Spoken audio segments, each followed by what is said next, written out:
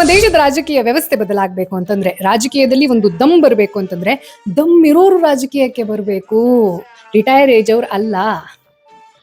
ಸ್ವಲ್ಪ ದಿನದ ಹಿಂದಿನವರೆಗೆ ನಂದು ಇದೇ ವಾದ ಇತ್ತು, ಸಿದ್ಧಾಂತ ಇತ್ತು, ಭ್ರಮೆ ಇತ್ತು.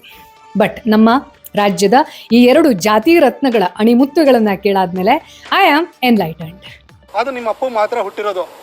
ಆದರೆ ನಮ್ಮಪ್ಪ ಏನಾದ್ರೂ ಕೂಡ ಅವ್ರ ಪ್ರಾಯದಲ್ಲಿ ಚಿಕ್ಕಬಳ್ಳಾಪುರದ ಕಡೆ ಹೋಗಿದ್ರೆ ಇನ್ನು ಭಾಳ ಸುಂದರವಾಗಿ ಹುಟ್ಟುತ್ತಾ ಇದ್ದೇನೆ. ಇನ್ನೊಂದು ಸಾರಿ ವೈಯಕ್ತಿಕವಾಗಿ ಮಾತಾಡ್ತಿರ್ಬೇಕಾದ್ರೆ ಎಚ್ಚರಿಕೆಯಿಂದ ಇರಬೇಕು ಮಗನೇ. ಇದನ್ನು ನಿನಗೆ ವಾರ್ನಿಂಗ್ ಕೊಟ್ಟು ಹೇಳ್ತಾ ಇದ್ದೀನಿ. ಅವ್ರ ತಂದೆ ಅವರು ಚಿಕ್ಕಬಳ್ಳಾಪುರಕ್ಕೆ ಬಂದಿದ್ದಿದ್ರೆ ನಾನು ಸುಂದರವಾಗಿ ಹುಡ್ತಿದ್ನಂತೆ. ನಮ್ಮ ತಂದೆ ನಿಮ್ಮ ಊರಿಗೆ ಬರಲಿಲ್ಲ ಅಂತ ಬೇಜಾರ? ನಾನು ಕಳ್ಸಕ್ಕೆ ರೆಡಿ ಇಲ್ಲ ಗುರು. ನಮ್ದು ಸಂಪ್ರದಾಯ ಕುಟುಂಬ. ಒಬ್ರು ಬೆತ್ತಲೆ ಜಗತ್ತು, ಇನ್ನೊಬ್ರು ಪರಿಶ್ರಮ. ಇವರಿಬ್ಬರ ಪ್ರೊಫೆಷನ್, ಪ್ಯಾಷನ್, ರಾಜಕೀಯ ಪಕ್ಷ, ಸಿದ್ಧಾಂತ ಇದೆಲ್ಲ ಬೇರೆ ಆಗಿದ್ರು ಕೂಡ ಭಾಷೆ ಮಾತ್ರ ಒಂದೇ. ನಮ್ಮಪ್ಪ ಪ್ರಾಯದಲ್ಲಿರ್ಬೇಕಿದ್ರೆ ನಿಮ್ಮೂರಿಗೆ ಬಂದಿದ್ರೆ ಅನ್ನೋದ್ರಿಂದ ಶುರುವಾಗುತ್ತೆ.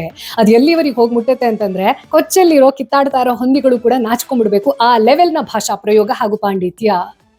ಇವರಿಬ್ಬರ ಕಿತ್ತಾಟದಲ್ಲಿ ಸಂಬಂಧನೆ ಇಲ್ದಿರುವಂತಹ, ದೇವರಿಗೆ ಸಮಾನ ಆಗಿರುವಂತಹ ಇಬ್ಬರು ತಾಯಂದಿರ ನೈತಿಕತೆಯನ್ನ ಪ್ರಶ್ನೆ ಮಾಡಿದ್ರು ಇವರಿಬ್ಬರು ಸಹ. ಮಾತೆತ್ತಿದ್ರೆ ಹಿಂದುತ್ವ, ಹಂಗೆ ಎತ್ರ ನಾಯಸ್ತು ಪೂಜ್ಯಂತೆ ರಮಂತೆ ತತ್ರ ದೇವತಾ, ಭಾರತ ಮಾತೆ ಅಂತ ಕರೀತಾರೆ. ಆದ್ರೆ ಸ್ವಂತ ತಾಯಿಯ ನೈತಿಕತೆಯನ್ನ ಪ್ರಶ್ನೆ ಮಾಡುವಂತಹ ಮಾತನ್ನ ಪರ್ಸನಲ್ ಜಗಳದ ಲೆವೆಲಲ್ಲಿ ಬೀದಿಯಲ್ಲಿ ಮಾತಾಡುವ ಮಟ್ಟಕ್ಕೆ ಇಳಿದಿದ್ದಾರೆ ಅಂತಂದ್ರೆ, ಇವರೆಲ್ಲ ನಾಯಕರ? ಇವರಿಂದ ದೇಶ ಬದಲಾಗತ್ತಾ? ಇಂಥವರಿಂದ ಹಿಂದುತ್ವ ಉಳಿಯತ್ತಾ? ಅಥವಾ ಹೆಣ್ಣು ಮಕ್ಕಳಿಗೆ ದೇವತೆಯ ಪಟ್ಟ ಸಿಗತ್ತಾ?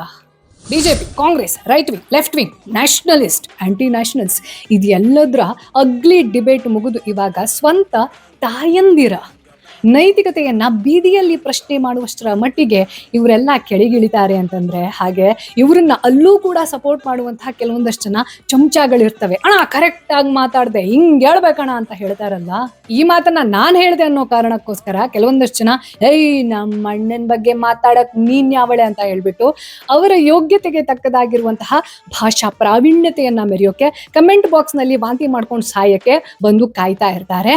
ಅಂತವರಿಗೆ ನಾನು ಇನ್ ಅಡ್ವಾನ್ಸ್ ಆಗಿ ಒಂದಷ್ಟು ಶಬ್ದಕೋಶಗಳನ್ನ ರೆಡಿ ಮಾಡ್ಕೊಂಡಿದ್ದೀನಿ, ಕೇಳಿಸ್ಕೊಳ್ಳಿ.